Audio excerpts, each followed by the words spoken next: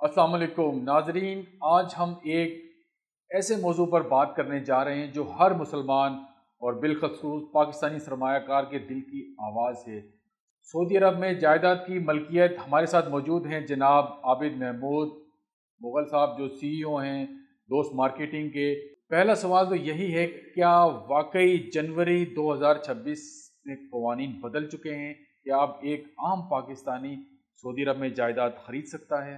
جی بالکل، یہ ایک تاریخی موڑ ہے۔ سعودی ویژن 2030 کے تحت اب غیر ملکیوں کے لیے ریئل اسٹیٹ مارکیٹ کو مکمل طور پر کھول دیا گیا ہے۔ جنوری 2026 کے نئے قوانین کے مطابق اب غیر ملکی نہ صرف رہائشی بلکہ کمرشل پراپرٹی کے بھی مالک بن سکتے ہیں۔ ماضی کی طرح اب آپ کو کسی سعودی کفیل یا کمپنی کے پیچھے چھپنے کی ضرورت نہیں ہے، آپ اپنے نام پر ملکیت حاصل کر سکتے ہیں۔ کیا اس کا مطلب یہ ہوا عابد صاحب کہ میں بھی اور ایک عام پاکستانی بھی مکہ مدینہ میں پلاٹ یا مکان خرید کر اس کا مالک بن سکتا ہوں؟ اچھا خالد صاحب، یہاں پہ تھوڑی سی باریکی ہے۔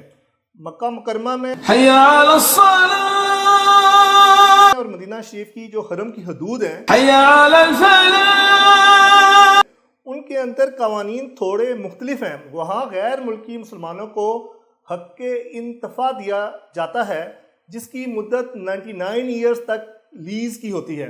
یہ مستقل ملکیت کے بہت قریب ہے کیونکہ یہ وراثتی ہوتی ہے اور آپ اسے بیچ بھی سکتے ہیں، لیکن حرم کی حدود سے باہر جیسے ریاض یا جدہ میں آپ فری ہولڈ یا مکمل مستقل ملکیت حاصل کر سکتے ہیں۔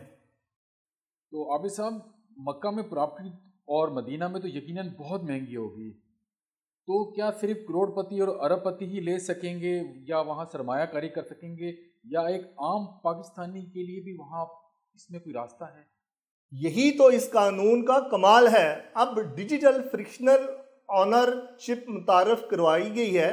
اس کا مطلب یہ ہے کہ اگر حرم کے پاس ایک ہوٹل کی قیمت 50 کروڑ ریال ہے تو اسے چھوٹے چھوٹے ڈیجیٹل فرکشنز میں تقسیم کر دیا گیا ہے، ٹوکنز میں۔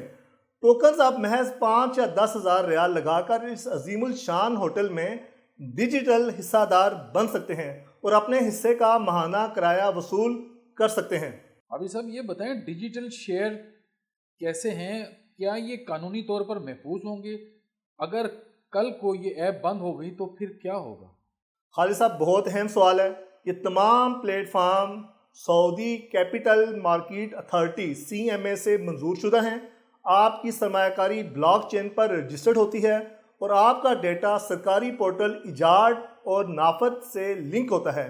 یہ اتنا ہی محفوظ ہے جتنا کہ بینک میں رکھا ہوا پیسہ۔ عابد صاحب یہ بتائیں، لوگ ٹیکس سے بہت ڈرتے ہیں، سعودی عرب میں پراپرٹی خریدنے پر کتنا ٹیکس دینا ہوگا، اور کیا سالانہ ٹیکس بھی ہے؟ ہم وہاں پر بھی اور پاکستان دونوں جگہ ٹیکس دیں گے؟ خالد صاحب، سعودی عرب کا ٹیکس نظام بہت سادہ اور شفاف ہے۔ یہاں جو RETT پراپرٹی ٹرانزیکشن ٹیکس کا کل قیمت کا 5% ہوتا ہے اور یہ آپ کو صرف ایک بار خریداری کے وقت دینا ہوتا ہے۔ اچھی بات یہ ہے کہ پاکستان یا دیگر ممالک کی طرح یہاں کوئی سالانہ پراپرٹی ٹیکس یا انکم ٹیکس نہیں ہے۔ اگر آپ انفرادی سرمایہ کار ہیں تو یہ آپ پہ لاگو ہوگا۔ تو سر یہ بتائیں، کیا اس کے علاوہ بھی کوئی پوشیدہ اخراجات ہیں، جیسے سوسائٹی کی فیسیں یا مینٹیننس یا ڈیولپمنٹ چارجز، یہ الگ سے ہوں گے؟ جی ہاں، بڑے پروجیکٹس میں سروس چارجز ہوتے ہیں۔ یہ عموماً اپارٹمنٹ کے سائز کے حساب سے سالانہ بنیادوں پر لیے جاتے ہیں تاکہ لفٹ، سیکیورٹی اور صفائی کا نظام برقرار رہے۔ خریدنے سے پہلے اس کا تخمینہ لگانا ضروری ہے۔ ابھی صاحب، ایک پاکستانی سرمایہ کار اگر آج سرمایہ کاری کرنا چاہے تو اس کا پہلا قدم کیا ہوگا؟ اچھا، اس کا سب سے پہلا قدم تو یہ ہے کہ آپ کو اپنا اکاؤنٹ ایکٹیویٹ کرنا ہے، اور یہ اکاؤنٹ نافات پہ بنتا ہے۔ نافات آپ کی ڈیجیٹل شناخت ہے۔ اس کے بعد ریجا انویسٹمنٹ سعودی یہ پورٹل ہے، اس کے اوپر جا کے آپ نے منظور شدہ علاقوں اور پروجیکٹس کی فہرست دیکھیں۔ ہمیشہ یاد رکھیں، رقم کی منتقلی صرف اور صرف بینکنگ چینل کے ذریعے ہونی چاہیے تاکہ آپ کے پاس قانونی ثبوت موجود ہو۔ کیا پاکستان سے رقم بھیجنے میں کوئی قانونی رکاوٹ ہے؟ اسٹیٹ بینک آف پاکستان کے قوانین کے مطابق سرمایہ کاری کے لیے رقم باہر بھیجنے کا ایک محسوس طریقہ کار ہے۔ میں مشورہ دوں گا جو پاکستانی بیرون ملک جیسے UAE یا یورپ مقیم ہیں، ان کے لیے یہ عمل زیادہ آسان ہے۔ پاکستان میں رہنے والے دوستوں کو اسٹیٹ بینک سے مشورہ کر کے قانونی طریقہ اپنانا چاہیے تاکہ منی لانڈرنگ جیسے مسائل سے بچا جا سکے۔ اب صاحب یہ بتائیں، ہر کاروبار میں رسک ہوتا ہے، یہاں خطرہ کہاں ہے؟ جی بالکل، یہاں پہ بھی رسک ہے۔ رسک دو جگہوں پر ہے۔ پہلا، اگر آپ کسی غیر منظور شدہ ایجنٹ یا غیر قانونی طریقے سے power of attorney per property لیتے ہیں تو آپ کا سرمایہ ڈوب سکتا ہے۔ دوسرا، مارکیٹ کی سپلائی۔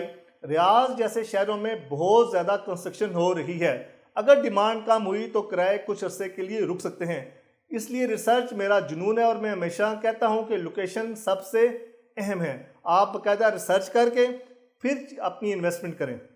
سر یہ بتائیں کہ اگر کوئی انویسٹمنٹ کرے گا تو اس میں اس کو کتنا منافع متوقع ہوگا؟ رینٹل ییلڈ جو خاص طور مکہ مکرمہ اور مدینہ شریف میں سالانہ 7 سے 10% رینٹل ییلڈ تک جا سکتی ہے، خاص طور پر حج اور رمضان کے دوران۔ یہ دنیا کے کسی بھی مستحکم ریئل اسٹیٹ مارکیٹ کے مقابلے میں بہت زیادہ ہے۔ میرا مقصد ہمیشہ یہی رہا کہ پاکستانی سرمایہ کاروں کو درست معلومات فراہم کروں تاکہ وہ عالمی مارکیٹ میں اپنا نام بنا سکیں۔ خالد صاحب، میں یہاں پہ ایک بات کا اضافہ کرنا چاہتا ہوں۔ سعودی عرب کی اس بے مثال تبدیلی اور ریئل اسٹیٹ کے بند دروازوں کے کھلنے کا تمام تر صحرا عزت مآب ولی عہد شہزادہ محمد بن سلمان کے انقلابی ویژن 2030 کے سر جاتا ہے۔ ان کی جرأت مندانہ قیادت اور جدید سوچ نے صدیوں پرانے جمود کو توڑ کر سعودی عرب کو ایک ایسی عالمی ریاست میں بدل دیا ہے جہاں روایت اور جدت ایک ساتھ سفر کر رہے ہیں۔ MBS کا یہ ویژن صرف بلند و بالا عمارتیں تعمیر کرنے تک محدود نہیں، بلکہ یہ ایک خوشحال اور کھلے مستقبل کا وہ خواب ہے جس نے غیر ملکی سرمایہ کاروں کو اپنائیت کا احساس دلایا ہے۔ انہوں نے ثابت کر دیا ہے کہ ایک ویژنری لیڈر جب عزم لے کر چلے تو وہ صحرا کی ریت کو بھی سونے میں بدل سکتا ہے اور اپنی قوم کے ساتھ ساتھ پوری دنیا کے لیے ترقی کے نئے باب روشن کر سکتا ہے۔ ان کی قیادت میں آج کا سعودی عرب ایک ایسی منزل بن چکا ہے جہاں ہر سرمایہ کار خود کو محفوظ اور معاشی انقلاب کا حصہ محسوس کرتا ہے۔ بہت شکریہ خالد صاحب، اللہ حافظ۔ بہت شکریہ عابد صاحب، آپ نے اتنے پیچیدہ موضوع پہ اتنے سادہ سوال و جواب میں سمیٹ دیا ہے۔ ناظرین، چینل کو دیکھتے رہیے، سبسکرائب کریے، اور آج کے لیے اتنا ہی۔